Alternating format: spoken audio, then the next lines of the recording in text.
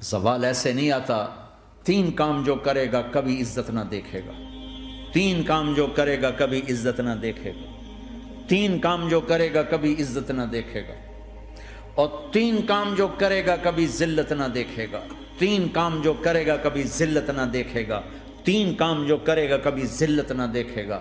جو جھوٹ بولتا ہے، جو ظلم کرتا ہے، جو دھوکہ دیتا ہے، جو جھوٹ بولتی ہے، جو ظلم کرتی ہے، جو دھوکہ دیتی ہے، عزت کے خواب دیکھنے چھوڑ دے.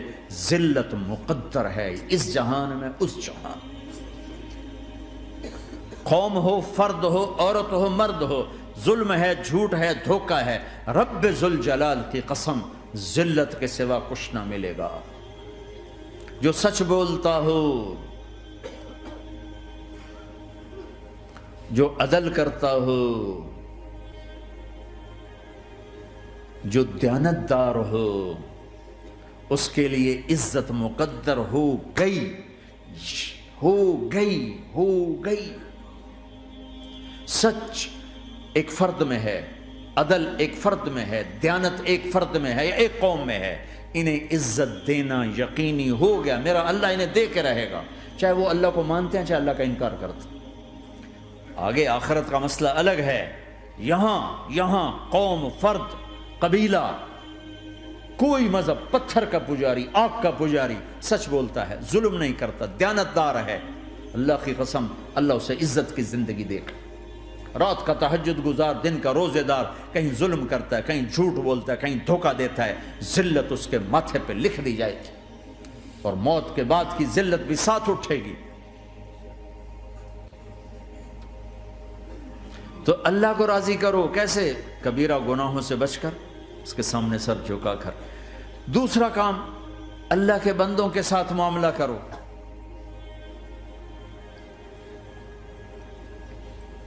سارا معاملہ 2 حدیثوں میں بتا دیتا ہوں. 2 حدیثوں کہ یہ 2 کام کر لو، ساری دنیا کے محبوب بن جاؤ گے.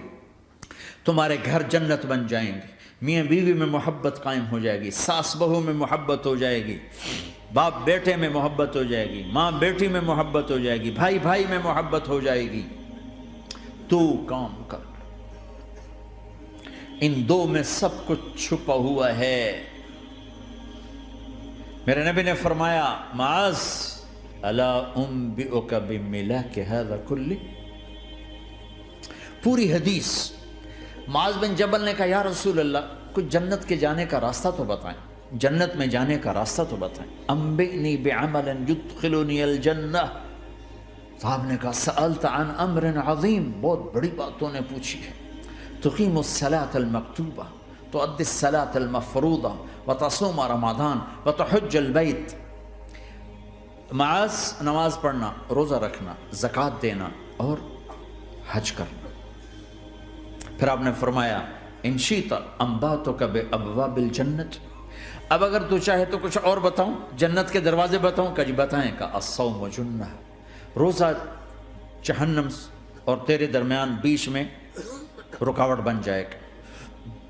الصدقۃ تطفئ الخطیہ، چھپ چھپ کے اللہ کے نام پہ دینا تیرے گناہوں کو دھو دے گا، پاک کر دے گا. وقیام الرجل فی جوف اللیل ابتغاء وجہ اللہ، اور رات کے اندھیرے میں کھڑے ہو کر اللہ سے باتیں کرنا. 2 نفل ہی پڑھ لیا کرو، کسی مرد عورت کا رات کے اندھیرے میں کھڑے ہو کے. پھر آپ نے کہا معاذ الا انبئک براس الامر وعمودہ وذروۃ سنامہ وبملاک ھذا کلہ.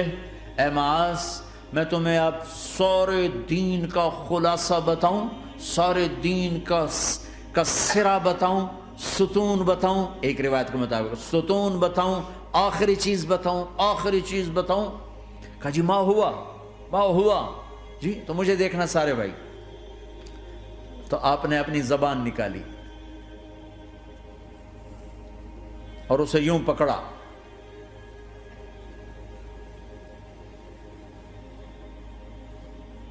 معاذ کف ھذا، معاذ اپنی زبان پہ قابو پا جا. یہ میری پوری شریعت ہے، یہ پورا دین ہے، یہ کس کو سمجھایا ہے؟ معاذ کو۔ کیسے سمجھایا؟ جیسے چھوٹے بچے کو سمجھاتے ہیں، ایکشن کر کے۔ صرف اتنا بھی تو کافی تھا، بھائی زبان کی احتیاط کیا کرو، ایسے سمجھایا جیسے چھوٹا بچہ۔ کیوں کہ مشکل ترین کام ہے۔ 22 ویلر ٹرالے کو بریک لگانا آسان ہے، یہ 2 انچ کی زبان کو بریک لگاتے ہوئے سارے بریک فیل ہو جاتے ہیں۔ اور جتنا آج گھروں میں فساد ہے اس کے پیچھے یہ زبان ہے۔ اور یہ کون ہے جس کو معصوم بچے کی طرح سمجھایا ہے؟ معاذ بن جبل۔ اور معاذ بن جبل کون ہے؟ میرے نبی نے کہا قیامت کے دن میری امت کے علماء کا جھنڈا معاذ کے ہاتھ میں ہوگا۔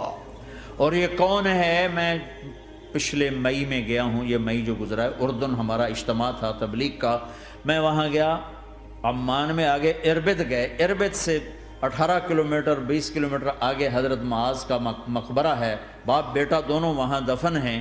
حضرت عمر کے زمانے میں انتقال ہوا، جب میں اندر گیا تو اوپر لکھا ہوا تھا تاریخ وفات 18 ہجری، اور اب ہے 1435 ہجری۔ 1417 سال اس آدمی کو دنیا سے گئے ہوئے ہو چکے ہیں۔ جب میں مقبرے میں داخل ہوا، کمرے میں جس میں قبر تھی، سارے کمرے میں خوشبو ہی خوشبو۔ قبر پر 2-4 چادریں پڑی تھیں، مجھے خیال آیا کہ میرے خیال ہے یہ چادروں پہ خوشبو لگی ہوئی ہے، وہ خوشبو آ رہی۔ اس وقت میں فاتحہ پڑھ کے واپس چلا گیا، جا کے نماز پڑھی، مسجد قریب تھی، مغرب کی نماز پڑھ کے پھر دوبارہ آیا، پھر میں کھڑا ہو کے سوچ رہا ہوں یہ کیسی خوشبو ہے۔ تو ایک آدمی میرے پاس کھڑا تھا، میں وہ ایسے کر کے نا چادریں سونگھنے کی، شاید یہ چادروں میں خوشبو لگی ہوئی ہے۔ ایک آدمی میرے پاس کہنے لگا جناب یہ خوشبو چادروں میں نہیں ہے، یہ اس قبر والے کی خوشبو، یہ 24 گھنٹے آتی رہتی ہے، 24 گھنٹے۔ پھر میں نے فزیکلی ایک ایک چادر کو سونگا، کسی ایک چادر میں کوئی خوشبو نہیں تھی۔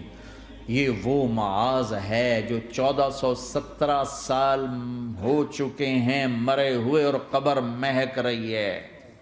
میں سنی سنائی نہیں بتا رہا، آنکھوں دیکھا بتا رہا ہوں، خود گیا ہوں، خود یہ مئی جو گزرا ہے۔